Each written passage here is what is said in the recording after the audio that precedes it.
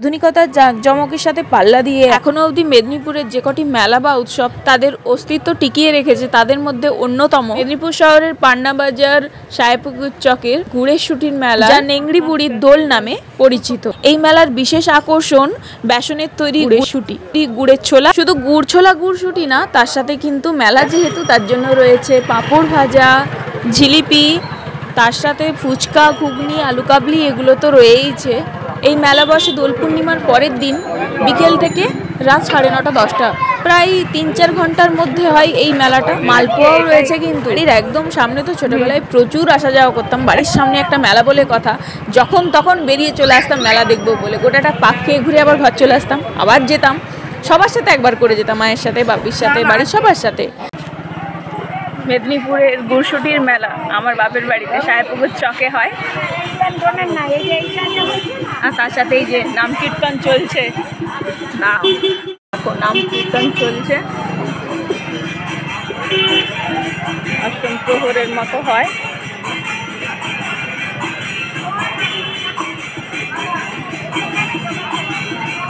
এই কিছুক্ষণের মেলাতে কিন্তু প্রচুর মানুষ আসে এই মেলাটা দেখার জন্য আর এই গুড়শুটি গুড়ছোলা কেনার জন্য। গুড়শুটি গুড়ছোলা এবং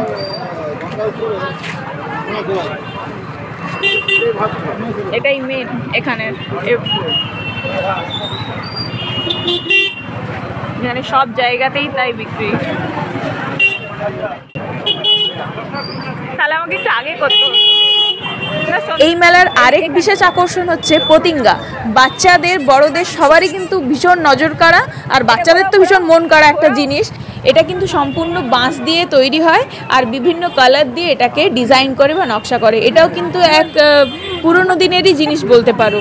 এখন খুব কম এটা দেখতে পাওয়া যায়, দেখতে পাওয়াই যায় না, এই মেলাতেই দেখা যায়। মেলাটা শুরু হয়েছে জাস্ট কিছুক্ষণ আগে, আর আমি আমার শ্বশুরবাড়ি থেকে ফিরছিলাম, তাই ভিডিওটা করে তোমাদের সাথে শেয়ার করলাম। যারা জানো না তারা অবশ্যই চলে আসো যদি তোমাদের পসিবল হয়ে থাকে।